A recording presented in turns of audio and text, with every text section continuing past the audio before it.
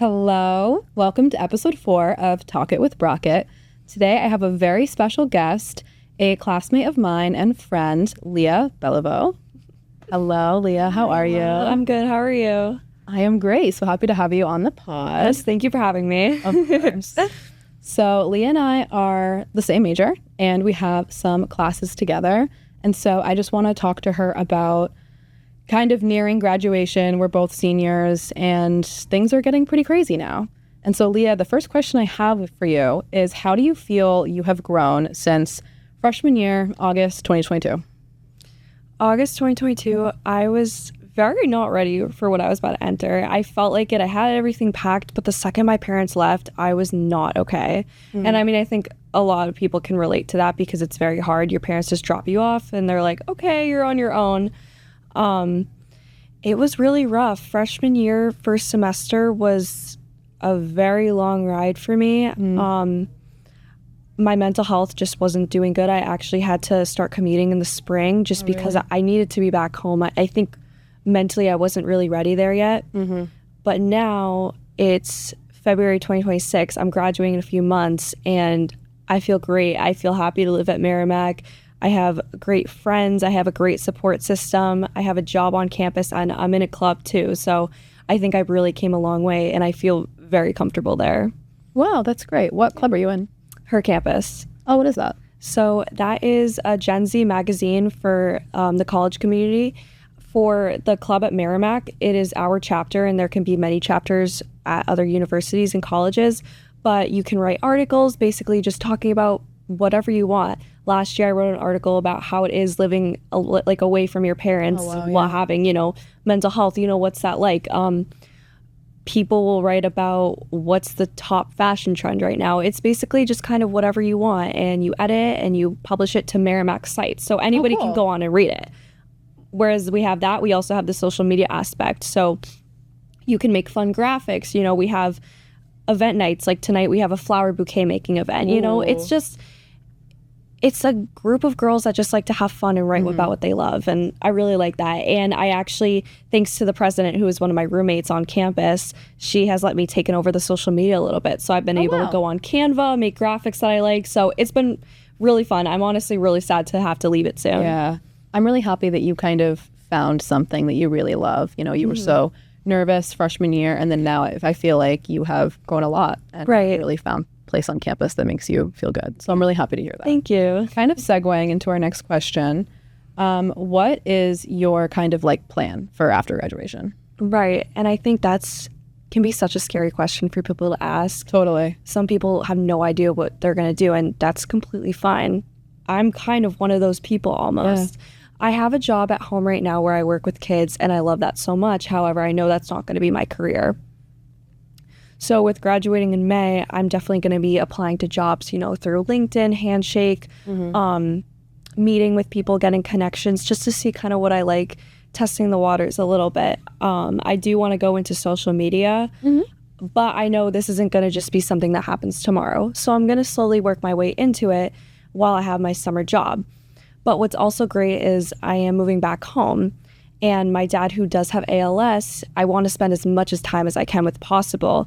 He has 5 kids, so that is a lot of us to take care of him. So we all have kind of like a schedule. This sibling will come on Monday, this sibling will come on Tuesday.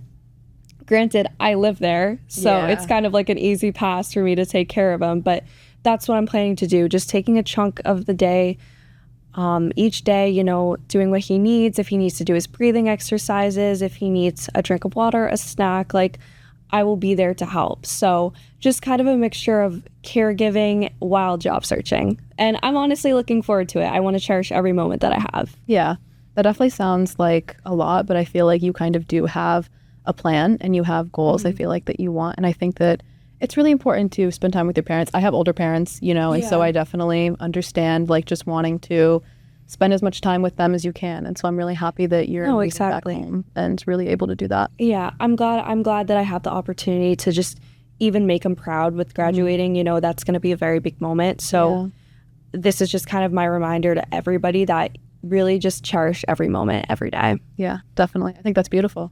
Yeah. Thank you.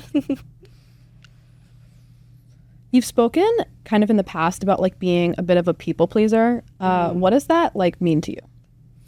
So that's a very, very common saying, being a people pleaser. And I can definitely admit to everybody watching that I am a people pleaser.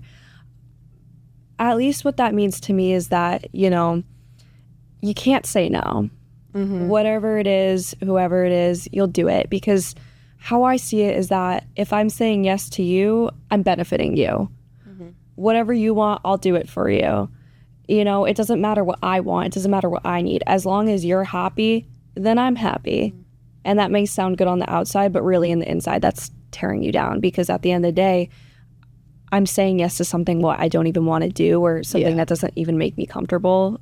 Like, what's up with that? And so I don't think that's the most healthy thing. You know, you should be able to live your life. You should be able to do what you want to do. Yes, we're all people pleasers, but you also need to put yourself first. Yeah, totally. Yeah. I think it can be really harmful sometimes, having the mindset of like, oh, I'm just going to try my best to make everybody as happy as I can. Right. I feel like you kind of lose yourself in the process. That, but also what you just said, you can't make everybody happy. You can't. You really can't. Even if you think it, no, you won't. So you might as well just do what you want to do. Yeah. Yeah. And I think that's a good way to live, you know, do things the way you want to do them and have boundaries with people. Exactly. Yeah. Right.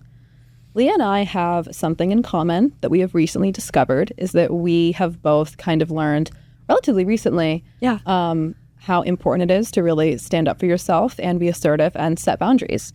And so what I'm wondering, Leah, is was there ever a moment that you really like didn't stand up for yourself and then later looking back was like, oh, I really wish that I was assertive and stood up for myself? So this is a really good segue into what we just talked about. You know, with being a people pleaser, you're always going to say yes. There have just been many times in my life, like the past 10 years, where little things would happen and I wouldn't say anything about it. Like sitting at the middle school cafeteria and somebody came up to me saying, oh, hey, this girl says that you're annoying, Leah, or she thinks you're weird. And I'm just kind of shrugging my shoulders, not really doing anything about that. There have been so many of those little scenarios, but I think something that sticks out to me the most is that, like I said at the beginning, freshman year wasn't really my cup of tea. Yeah. I wasn't doing good in the fall. I was very low, very negative. My mental health was declining. I was diagnosed with depression, and I was having really, really bad thoughts. Somebody that I trusted deeply in my life went around to people and told them these thoughts that I was having and that it was exhausting dealing with it. Wow. And listen, if you have a friend out there with mental health issues, whether it's anxiety, depression, OCD, yes, they are very draining mental health illnesses. I understand that. But when you go to somebody that you really trust and somebody that you thought were your friend, you expect them to be there for you, you know? Absolutely. Oh, yeah. Why would you want your friend to go behind your back and say, so-and-so is so exhausting because she wants to die or she wants this or that? That's not okay. No, and this is something I found out later, and to this day, I still have not confronted this person. Yeah. And I could, but it is what it is. It's kind of that decision where you're either like, I'm going to do it, or, you know, this was 3 years ago. Oh, well. I think in my case, for the future, I need to really put my foot down, because as somebody who deals with mental health, that is not okay to me. Yeah. Yeah. That's really hard. When you go to somebody you trust, you don't think they're just going to tell everybody, you know, and that's right. That's really hard, and I'm sorry that happened. Yeah, it's okay now. It definitely wasn't okay when it happened, but it's just kind of a friendly reminder to, you know, trust wisely. Yeah. You know, you may think somebody's your friend, but maybe they aren't. Or maybe they're not the right friend for you. Yeah. Right. Yeah. Kind of segueing into that, was there a specific key moment in your life that made you realize, like, oh, I really should be standing up for myself? Yeah. So with our age, everybody has social media. You know, some have Instagram, TikTok, Snapchat, whatever your niche is. And as somebody who would post TikToks, posting comes with risks. And sometimes you'll get negative comments that you didn't even expect. It doesn't matter where you're posting. You could be posting a new hairstyle you tried, or you and your friend are running into the ocean water. It doesn't matter. Somebody can comment something negative. And I've experienced that in the last year. And what I can say is that no matter what they're saying, it does not make you feel good at all. Mm-hmm. You're sitting on your couch, scrolling through your phone, seeing these negative comments that somebody's saying about you, and you're just expected to sit there and cry. Mm-hmm. I did cry many times, actually, yeah, because it was draining. Mm-hmm. You know, I don't really condone bullying. Like, I don't condone like saying bad things about somebody like that. So why do it to me? Right. But it happens to everybody. So I tried to put my foot down, and effort is key. And I did reply to some of the comments that I've gotten, just being like, hey, that's not cool, or just correcting them and everything. And whether they did something or not, I still did that. That still counts as sticking up for yourself. Oh, totally, yeah. That's really all that matters, you know? People can see your replies and be like, oh, whatever, she's just emotional. But at the end of the day, you still clicked that send button. Yeah. You know, you still stuck up for yourself. And it just kind of reminds me, you know, like, I'm not the only one who's gotten hate comments on a TikTok or two. So many people do. So many people our age, so many celebrities, so many little kids that are on social media. And it's so sad. I've seen a video of a girl calling herself ugly, and she's 4 years old. Yeah. She could have gotten that from school. She could have got that from being on social media, you know, whether it's allowed or not. And then now degrading yourself, it's not healthy, but it happens. Yeah. So I think it's important that you need to put your foot down at some point and be like, either I'm going to say something back to you and stick up for myself, or I'm going to put my foot down and I'm going to shrug my shoulders and let it go, because I'm stronger than that. Yeah. I think in this kind of age we live in, where it's like everything is on social media, it's so difficult because anybody can make any amount of accounts they want and can just say really terrible, ugly things about you. And it is so toxic. And it's kind of made me realize, because I've had social media since I was in 7th grade. Yeah. And that is not something that I want for my future children.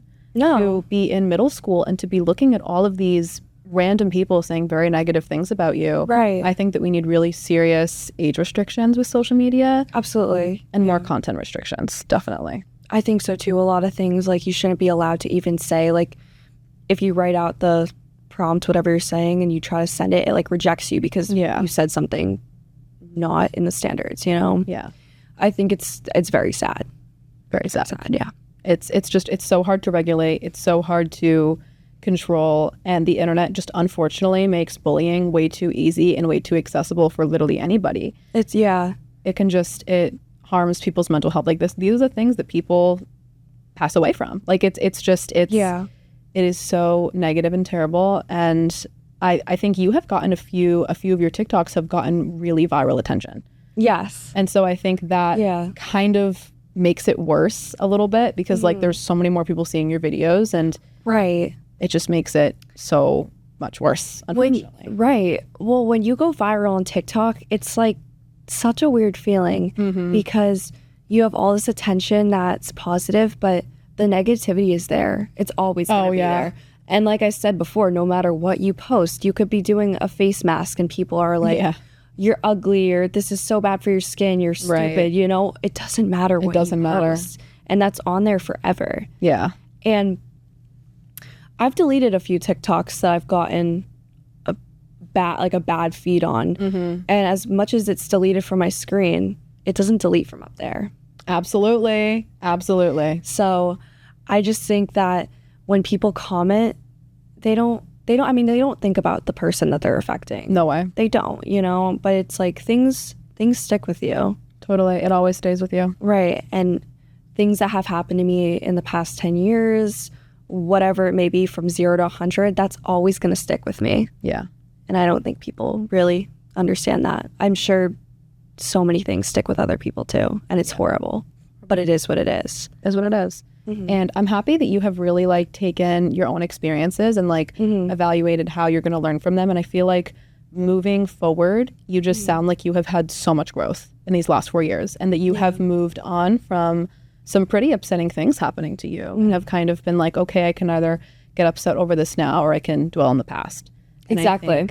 you've chosen to move on from hurtful things. I think that's really powerful. And I think in the future, when something else happens to you that is negative, you will kind of have like the strength and like the coping skills almost to like really stand up for yourself and be assertive. And I just love how much you have grown. Thank you. Really. It means a lot. It really means more than I say. That's probably one of the best things you could say to somebody. Like, I see your growth. I see your improvement. Yeah. It goes a long way. So thank you, Alana. Of course. All right. So with going on everything me and Alana just said, I kind of wanted to say a final statement about how I just feel about everything when it comes to sticking up for yourself, when it comes to mental health. No matter what you do in life, people are going to judge you. You can have the happiest family. You could have a really broken family. You could have great friends. You could have not great friends at all. You could have the most loving significant other, or they could be cheating on you. You could get your graduation diploma, or you can get all Fs. My point is that you can do the most amazing things in the world, and people will still come at you for it. They will still tear you down. They will tell you you're not good enough. I don't care if you have a happy family, you're still not this, you're still not that. Whatever you do, people are always going to have to say something. So you might as well do whatever you want to do, because you're not going to change other people's opinions at all. You are the only one who lives your life. You don't live other people's lives. I've been raised as the type of person where I don't condone dragging other people down. I don't want people to drag me down. So why am I going to go do that? That would make me a hypocrite. You need to do what you love in this world. Go buy the car, go down to Florida, go kiss that boy, go kiss that girl, do whatever you want. Make good choices and be safe and have fun. You only live once is what they say. Thank you. Leah, I have loved having you on the pod. Thank you so much. And I hope to see you as a guest in the future. Yes, thank you. Of course.